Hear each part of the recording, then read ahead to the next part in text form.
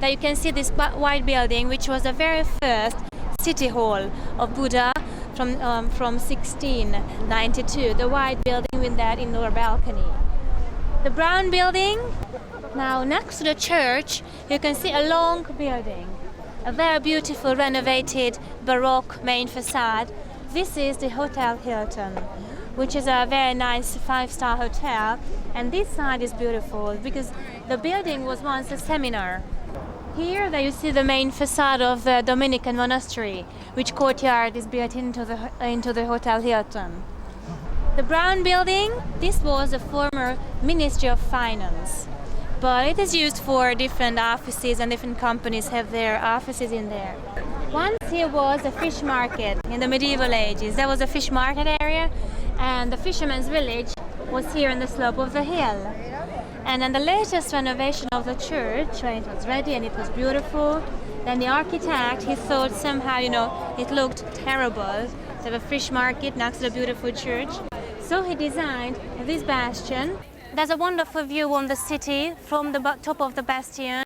We can also look down from here, from this level. So this Fisherman's Bastion is only about 100 years old, but it looks at least 5 times older. It's kind of a melange, a mix of different periods in history. There's the Romanesque, and there's some Gothic, and the Byzantine, all thrown together in such an entertaining way that it was copied by Disney for some of his features. And there's a small charge to walk on the upper level sometimes, and sometimes not. It depends on the season. Or you can just walk a little bit to the left of the Bastion and get the same view at no charge, or sit down in the very nice terrace cafe and have some tea while you're enjoying the view. It's well worth it. From the Bastion, you could walk down the steps and to the river and then cross to the newer side of town, but we haven't finished our visit yet. We're still walking with our local guide, Kati, and she's going to tell us some now about the local wines. The country is very small, but we have excellent wines, and we have 22 wine regions in Hungary. And in this building, as you look back there, you see this is the house of the Hungarian wine, which is a cellar. It's very nicely done, really, and all the 22 wine regions are here. They have their own little places, and there are information on the wall. I'm talking about the wine cellar, which is down here in this building. To go down, they have like 60, 70 bottles opened. They have hundreds of varieties. And you stay as long as you want, and you wander around and sample the wine, taste. And you know in which region you are because of the information. And as you look down in this little street where we will walk towards, here you see the very colorful Baroque buildings. Almost on each building you will see a plaque which says in Hungarian műemlék, that means heritage or landmark, and always says of which century the building was built, when that originally and when that was rebuilt. A very nice example, this part of the street, just to have an idea about these 17th, 18th century Baroque architecture, the different colors, pink and the blue that they usually use. And at the end of the street, the building with those ceramic tiles on the top, that is the National Archives. The Castle District has been beautifully renovated in the last 10, 20 years. There's that Hotel Hilton, a spectacular 5-star deluxe hotel, partly inside an old monastery and church. A lot of the interiors have been rebuilt, and the exteriors of these structures have been stabilized and repainted, and you can't see any of the damage really from the many years of warfare and occupation. Most recently, World War II, there was very heated battles between the Soviets and the German armies right here in the Castle District. But now you can't see a trace. Instead, we've got Baroque facades, beautiful buildings, colorful walls, and all in very good condition. But we have time for a walk and a little bit of shopping. One item you might like to purchase are the famous Hungarian ceramics. The first, number one, is the head end. porcelain. The Herand porcelain is also hand painted, but they have only first class, no seconds. They do everything by hand, shaping, cutting. They mix the paint for themselves. And they also have these little animal figurines. Butterflies. Well, even if you're not buying, it's fun just to take a look. It's like a living museum or art gallery.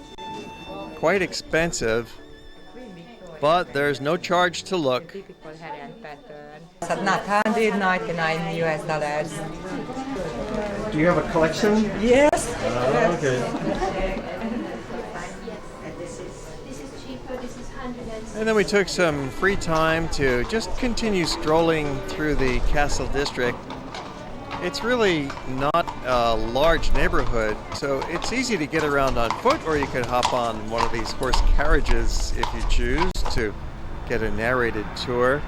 Those drivers are always happy to talk with you in whatever language you speak and tell you about these highlights as you ride by them.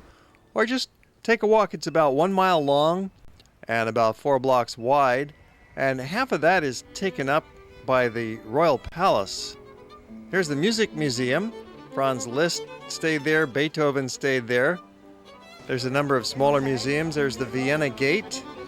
And we're going to continue for the rest of this half hour, the first half of the program, with an in-depth look at the rest of the castle district, showing you some of the antique shops and little restaurants. There's some really decent food up here at a very good price. We're away from the downtown, from the more commercial center, and you get into these little back streets, and it's a different style of life. There's no automobiles allowed, obviously, unless you have a local permit. The local shopkeepers can drive in here. Everybody else is on foot. Let's check out the menu. What kind of food you have here in the restaurant? Fried goose liver. Oh yeah? It's good. And tornadoes. Tornadoes. I see. Cute to see the young boy working at the family restaurant, and the food is delicious.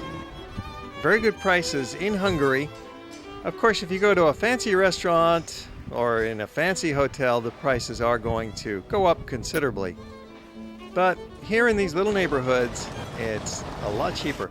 Here's an old Trabant. This was the main car of the Eastern Bloc back in the communist days. There's still some Trabis around. They're little diesel polluters. Fabulous views in all directions from the top of the hill. There's a telephone museum. You can actually go down inside the labyrinth of caves that are subterranean here at the Castle Hill. Beautiful Baroque facades. Most of these buildings were constructed in the 18th century. The district itself is 1,000 years old, but all the different wars had ravaged it and demolished them, and they were rebuilt and knocked down again over time. And what we see today is largely from the Baroque era, but even that was severely damaged in World War II. They say that only 2 buildings out of 200 were inhabitable after World War II. So a tremendous amount of reconstruction has gone on here, and rebuilding in the original authentic way so that you wouldn't know the difference. It looks like these buildings have been standing as you see them for the last 200 years. Some lovely cafes, the beautiful town squares with the statues and the church spires, art galleries sprinkled here and there. You can see this is really a fine neighborhood to walk in, and really quite different than downtown Pest, which is on the other side of the river and is more modern and more commercially oriented. Poke your head in these little courtyards. They're open to the public, and the various museums. Here's some archaeological excavations going on as we approach the Royal Palace.